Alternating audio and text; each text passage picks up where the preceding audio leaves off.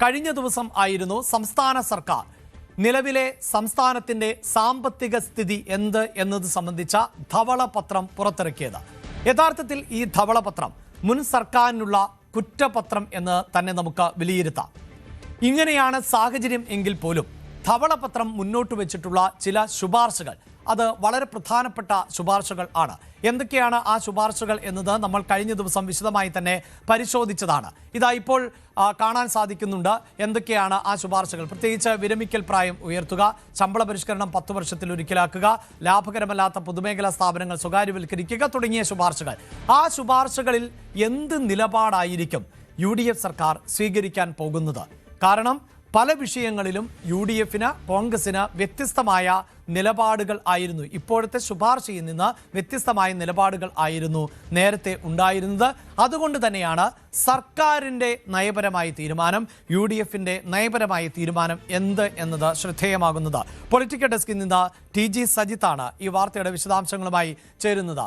സജിത്ത്, ഒട്ടേറെ നിർദ്ദേശങ്ങൾ മുന്നോട്ട് വെച്ചിരുന്നു ഈ ധവളപത്രം. അതായത് നിലവിലെ സാമ്പത്തിക സ്ഥിതിയെ മറികടക്കാൻ, സാമ്പത്തിക പ്രതിസന്ധിയെ മറികടക്കാൻ.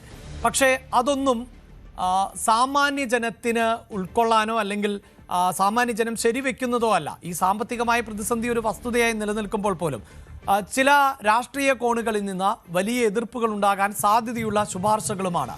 പക്ഷേ സാമ്പത്തിക സ്ഥിതി പരിഹരിക്കേണ്ടതുണ്ട്. ഈ ഒരു പ്രതിസന്ധി ഘട്ടത്തിൽ എങ്ങനെ മുന്നോട്ട് പോകും സർക്കാർ എന്നാണ് പ്രതീക്ഷിക്കേണ്ടത്.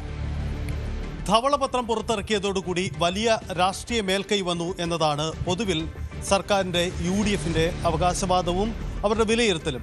പക്ഷേ ഈ ധവളപത്രത്തിലെ സാമ്പത്തിക കണക്കുകൾ മുൻ സർക്കാരിനെയും LDFിനെയും പ്രതിക്കൂട്ടിലാക്കിയിട്ടുണ്ട്, പ്രതിസന്ധിയിലാക്കിയിട്ടുണ്ടെന്നും അവർ കരുതുന്നു. പക്ഷേ ധവളപത്രത്തിൻ്റെ ചില ശുപാർശകളാണ് സർക്കാരിന് തള്ളാനും കൊള്ളാനുമാവാത്ത സാഹചര്യമുള്ളത്. സംസ്ഥാനത്തിൻ്റെ ധനസ്ഥിതി മുന്നോട്ട് പോകണമെങ്കിൽ പുതിയ വരുമാന മാർഗ്ഗങ്ങൾ കണ്ടെത്തണം, ചിലവ് കുറയ്ക്കണം.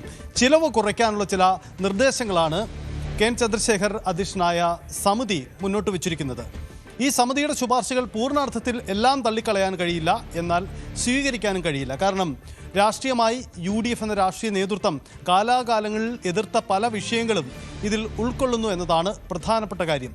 അതാണ് നമ്മൾ വിശദമായി പരിശോധിക്കുന്നത്. അതിലേക്ക് വരുമ്പോഴാണ് ഈ കുഴയ്ക്കുന്ന ശുപാർശകൾ ഏതൊക്കെ എന്നത് നമ്മൾ വിശദമായി പരിശോധിക്കുമ്പോൾ, ഒന്ന്, വിരമിക്കൽ പ്രായം 60 ഉയർത്തുക എന്ന നിർദ്ദേശം ഇതിൻ്റെ അകത്തുണ്ട്. വിരമിക്കൽ പ്രായം 60 ഉയർത്തുക എന്ന് പറയുമ്പോൾ നിലവിൽ 56 കേന്ദ്ര മാതൃകയിൽ 60 എന്നതാണ് സംഭവിക്കുന്നത്. ഈ നിർദ്ദേശത്തിൽ പ്രധാനപ്പെട്ട കാര്യം ഇതാണ്. ഒന്ന്, സർക്കാരിന് വലിയ സാമ്പത്തിക ലാഭമുണ്ടാക്കും. ഒരാൾ വിരമിച്ചു കഴിഞ്ഞാൽ പെൻഷൻ അടക്കമുള്ള ബാധ്യതകൾ ഓരോ വർഷവും കൂട്ടിച്ചേർക്കപ്പെടുകയാണ്. പക്ഷേ അത് മാറ്റി നിർത്തുമ്പോൾ 5 വർഷത്തേക്ക് കൂടി തള്ളിയെടുക്കുമ്പോൾ സ്വാഭാവികമായും അത് സർക്കാരിൻ്റെ ഖജനാവിലേക്ക് ഉണ്ടാക്കുന്ന നേട്ടം ചെറുതല്ല, തീരുന്നില്ല. തങ്ങളുടെ പ്രവൃത്തി കാലയളവിൽ, തങ്ങളുടെ സർവീസ് കാലയളവിൽ മികച്ച ഇടപെടലുകൾ നടത്തി പരിചയസമ്പന്നരായി ആ വകുപ്പിലെ വിദഗ്ധരായി കഴിയുമ്പോഴാണ് പലരും വിരമിക്കലേക്ക് പോകുന്നത്. അപ്പോൾ അങ്ങനെ വൈദഗ്ധ്യമുള്ള ഉദ്യോഗസ്ഥരെ വീണ്ടും ആ തൊഴിൽ മേഖലയിൽ ഒരു 4 വർഷം കൂടി നിലനിർത്താനായെങ്കിൽ അത് നമ്മുടെ ഊർജ്ജ രീതിയിൽ, നമ്മുടെ പ്രവർത്തന മേഖലയിൽ വലിയ നേട്ടമുണ്ടാക്കും. ഇതാണ് ഈ ശുപാർശയുടെ അടിസ്ഥാനം. പക്ഷേ ആ തീരുമാനത്തെ കാത്തിരിക്കുന്നത് വലിയ വെല്ലുവിളികളാണ്. കാരണം അറിയാം, എല്ലാ പാർട്ടികളുടെയും യുവജന സംഘടനകൾ ഒന്നടങ്കം അതിനെ എതിർക്കും.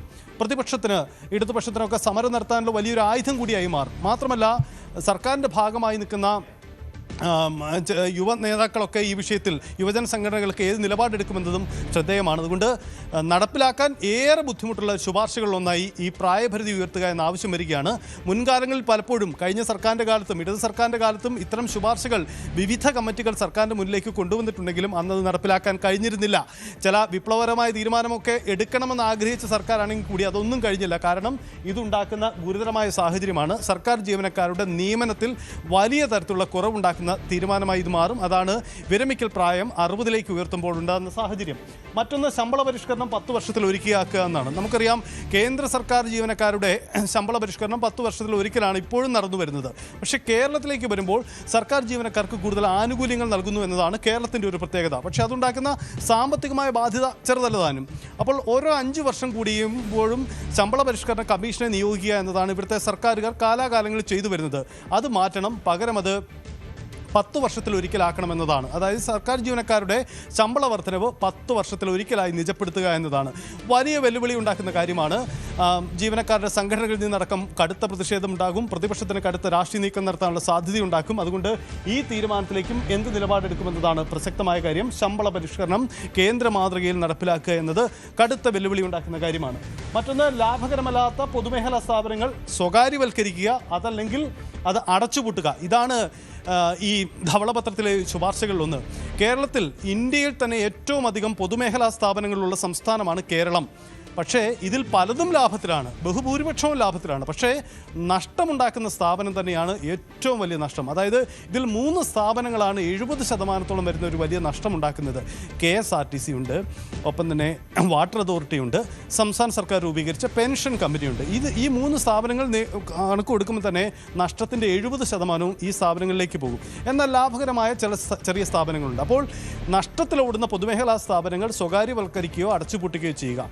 ഇതിൽ സ്വകാര്യവൽക്കരണം എന്ന സാധ്യതയിലേക്ക് പോകുമ്പോൾ തന്നെ നമുക്കറിയാം, കേരളത്തിൻ്റെ പൊതുസ്ഥിതിയിൽ എല്ലായ്പ്പോഴും സ്വകാര്യവൽക്കരണ രീതികളെ എതിർക്കുകയാണ്. കാലാനുസൃതമായി ഇതിൽ മാറ്റമുണ്ടാവേണ്ടേ എന്ന വലിയ ഗൗരവമുള്ള ചർച്ച ഉണ്ടാകേണ്ട ഒരു ചോദ്യമുണ്ടെങ്കിൽ കൂടിയും എല്ലാ വർഷവും എല്ലാ തവണയും എതിർക്കപ്പെടുന്ന ഒരു കാര്യം കൂടിയാണ്. അപ്പോൾ ഈ സ്വകാര്യവൽക്കരണ നയം സ്വീകരിക്കാൻ, അത് ഏറ്റെടുക്കാൻ UDF സർക്കാർ തയ്യാറാകുമോ എന്ന ചോദ്യമുണ്ട്. അത് കടുത്ത വെല്ലുവിളി ഉണ്ടാക്കുന്ന കാര്യം കൂടിയാണ്. അപ്പോൾ പൊതുമേഖലാ സ്ഥാപനങ്ങളുടെ സ്വകാര്യവൽക്കരണം നഷ്ടത്തിലോടുക എന്ന് പറയുമ്പോൾ തന്നെ നമുക്കറിയാം, നമുക്ക് മുന്നിലുള്ള 3 സ്ഥാപനങ്ങൾ, അതിലൊന്ന് KSRTC ആണ്. KSRTCയിൽ സ്വകാര്യവൽക്കരണം എന്ന വാദം ഉയർന്നാൽ അതുണ്ടാക്കുന്ന രാഷ്ട്രീയ കോലാഹലം ഒട്ടും ചെറുതായിരിക്കില്ല. വാട്ടർ അതോറിറ്റി വലിയ പ്രശ്നമാണ്. 2 സ്ഥാപനങ്ങളും ജനങ്ങളുമായി നേരിട്ട് ഇടപെടുന്നതാണ്. സർക്കാരുകളുടെ ലാഭനഷ്ട കണക്കുകൾക്ക് അപ്പുറം പൊതുജനങ്ങൾക്ക് നേരിട്ട് സേവനം നൽകാൻ കഴിയുന്ന ഇടങ്ങളാണ്. വാട്ടർ അതോറിറ്റിയുടെ നിരക്ക് കുത്തനെ ഉയരുന്ന സാഹചര്യം സ്വകാര്യവൽക്കരണം വന്നാൽ ഉണ്ടാകും.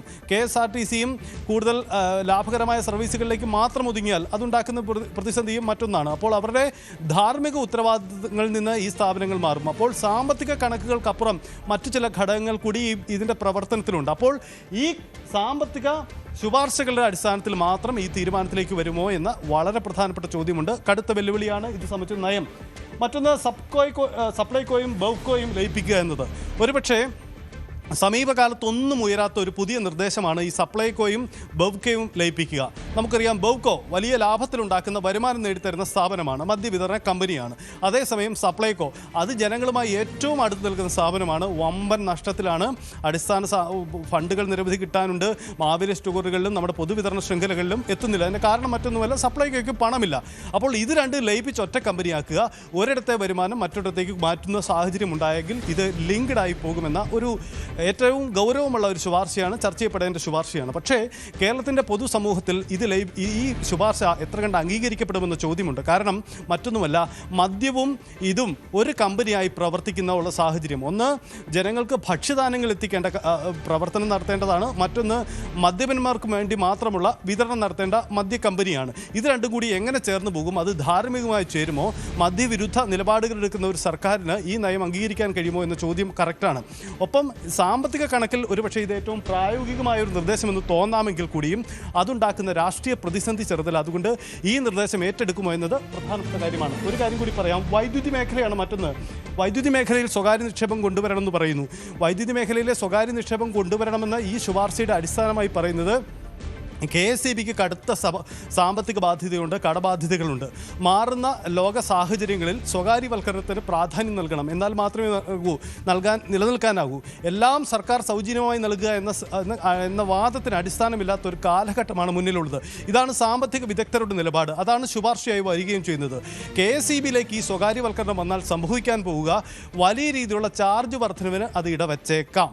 അങ്ങനെ സാഹചര്യത്തെ ഇത് അനുകൂലിക്കുമോ എന്ന ചോദ്യമാണ്. നമുക്കറിയാം, ഏത് സർക്കാരിലും വൈദ്യുതി ചാർജ് വർധനവുണ്ടായോ, വെള്ളക്കരം കൂട്ടിയോ, സർക്കാർ സേവനങ്ങളുടെ നിരക്ക് വർദ്ധിച്ചോ, ഇതാണ് ജനങ്ങളെ പൊതുവിൽ സർക്കാരിന് അനുകൂലമായും പ്രതികൂലമായും ചിന്തിപ്പിക്കുന്ന ഘടകം. അപ്പോൾ വൈദ്യുതി മേഖലയിലേക്ക് സ്വകാര്യവൽക്കരണം കടന്നു വന്നാൽ അത് പൂർണ്ണമായും സ്വകാര്യ വ്യക്തികളുടെ വമ്പൻ നിക്ഷേപകരുടെ താല്പര്യത്തിനനുസരിച്ച് ആ സ്ഥാപനം മാറിപ്പോവില്ലേ എന്നൊരു ആക്ഷേപം ഉണ്ടാകും. മുൻകാലങ്ങളിലൊക്കെ UDF അത്തരമൊരു രാഷ്ട്രീയ നിലപാട് കൂടി എടുത്തതാണ്. അപ്പോൾ അവർ ഈ ദൗത്യം, ഈ ചുമതല ഏറ്റെടുക്കുമോ എന്ന പ്രധാനപ്പെട്ട കാര്യം കൂടി കടന്നു വരുന്നുണ്ട്.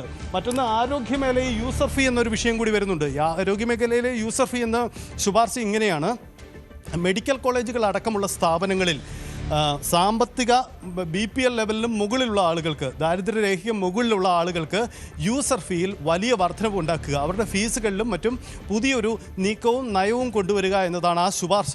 അതും ചെറുതല്ലാത്ത പ്രതിസന്ധി ഉണ്ടാക്കുമെന്ന് നമുക്കറിയാം.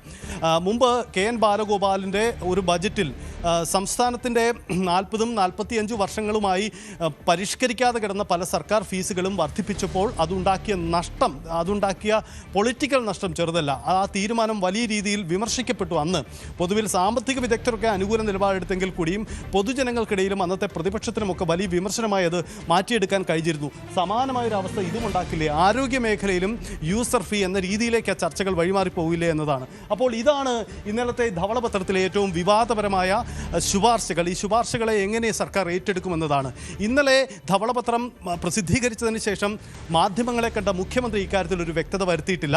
ഇതെല്ലാം ഞങ്ങൾ പരിശോധിക്കുന്ന കാര്യമാണ്, ഇപ്പോൾ പെട്ടെന്ന് തീരുമാനമില്ല എന്ന് പറയുന്നു. പക്ഷേ ഈ ശുപാർശകളിൽ ചിലതെങ്കിലും സർക്കാരിന് ഏറ്റെടുക്കേണ്ടി വന്നേക്കാം എന്നതാണ് കുഴയ്ക്കുന്ന വിഷയം. അങ്ങനെയെങ്കിൽ ഇപ്പോഴത്തെ കയ്യടികൾക്കൊടുവിൽ വലിയ സമരത്തിനൊക്കെ വഴിതെളിക്കുന്ന ഒരു നീക്കം കൂടിയായി ഇത് മാറില്ലേ എന്നതാണ്. എന്തായാലും കാത്തിരുന്ന് കാണണം എന്താവും ഈ വിവാദ ശുപാർശകളിൽ നിലപാടുന്നു. കൂടുതൽ വാർത്തകൾക്ക് News 18 Keralam YouTube channel subscribe ചെയ്യുക.